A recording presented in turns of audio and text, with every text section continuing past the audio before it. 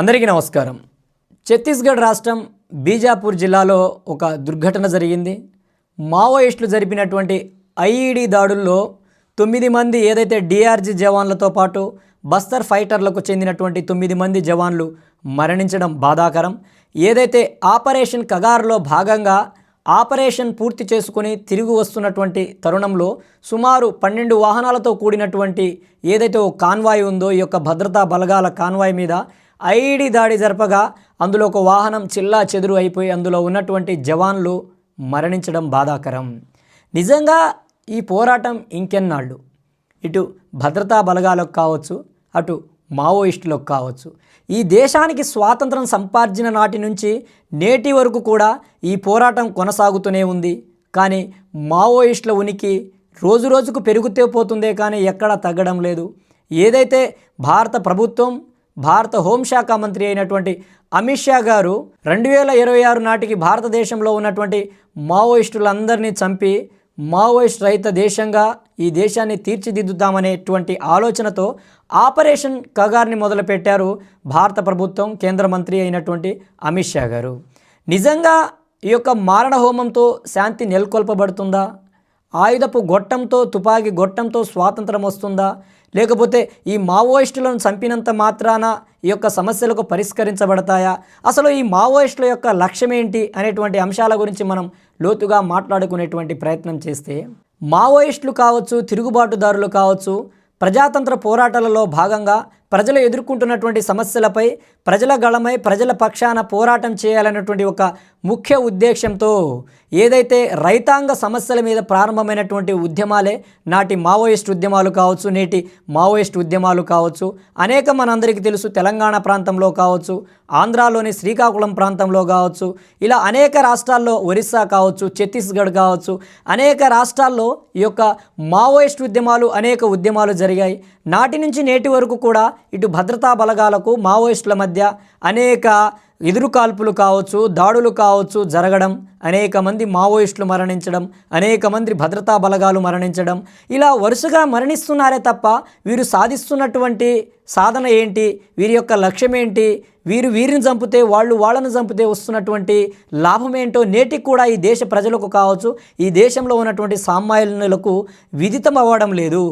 ఈరోజు నక్సల్స్ ఎక్కడి నుంచి వస్తున్నారు, మావోయిస్టులు ఎక్కడి నుంచి వస్తున్నారనేటువంటి అధ్యయనం చేస్తే దేశంలో పెరిగినటువంటి నిరుద్యోగం కావచ్చు, దేశంలో ఈ యొక్క ప్రభుత్వాలకు సంబంధించినటువంటి అనేక విధి విధానాలు కావచ్చు, లేకపోతే సామాన్యులపై కొందరు చేస్తున్నటువంటి ఈ యొక్క భూస్వాములు కావచ్చు, ప్రభుత్వంలో ప్రధాన పాత్ర పోషిస్తున్నటువంటి రాచరిక శక్తులు ఏవైతే ఉన్నాయో వారు ప్రజలను వేధించి హింసించినప్పుడే అక్కడ నిండే ప్రజల నుంచి తిరుగుబాటు మొదలవుతూ ఉంది.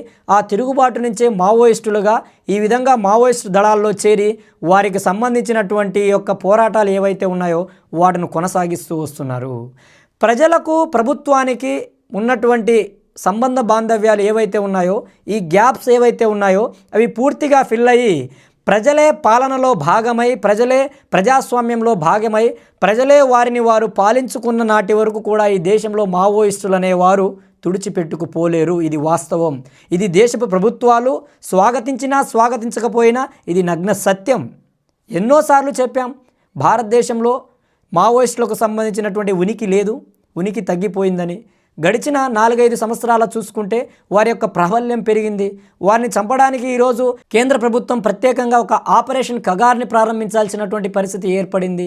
ఈ యొక్క ఆపరేషన్ కగార్లో భాగంగా ఈ గడిచిన 2 సంవత్సరాల కాలంలో అనేక మంది మావోయిస్టులు కావచ్చు, భద్రతా బలగాలు మరణించినటువంటి అంశాలు వార్తల్లో కావచ్చు, న్యూస్ పేపర్లలో కావచ్చు మనం చూసాం.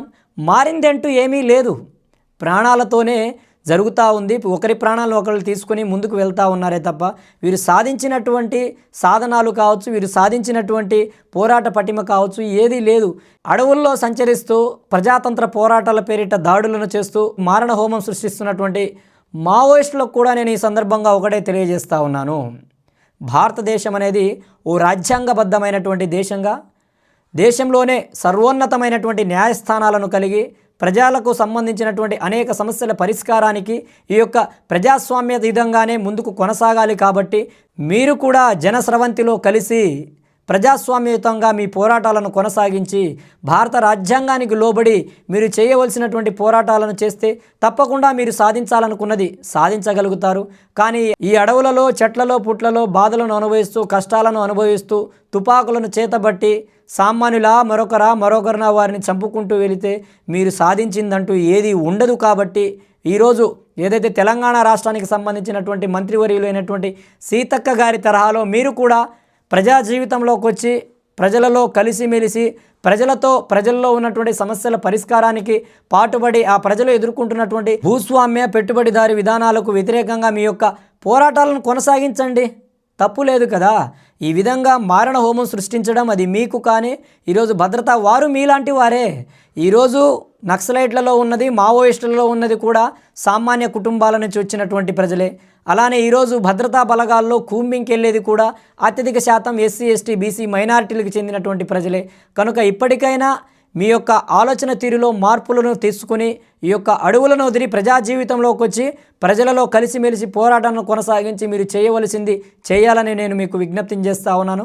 అలానే కేంద్ర ప్రభుత్వం కూడా ఈ యొక్క ఆపరేషన్ కగారుకు సంబంధించినటువంటి విధి విధానాలలో మరోసారి పునరాలోచించి అవసరమైతే మావోయిస్టులను చర్చలకు పిలిచి వారి యొక్క ప్రాతిపదనలు ఏమున్నాయి, వారి యొక్క సంబంధించినటువంటి అజెండా ఏంటి, వాటి గురించి చర్చించాల్సినటువంటి అంశం కూడా ఈరోజు శాంతియుత మార్గంలో ముందుకు వెళ్ళాలి తప్ప ఒకరినొకరు హింసించుకుంటూ, వారు ఈ దేశ ప్రజలే కాబట్టి, మీరు ఈ దేశ ప్రజలే కాబట్టి, అందరికీ సమానమైనటువంటి హక్కులు కల్పించబడ్డాయి కాబట్టి చట్ట వ్యతిరేక కార్యకలాపాలను పక్కన పెట్టి ప్రజల జీవితంలోకి వచ్చి ప్రజలలో కలిసిమెలిసి పోరాటం కొనసాగించి మీరు సాధించాలనుకున్నది సాధించాలని ఈ సందర్భంగా నేను మీకు హితవును పలుకుతున్నాను.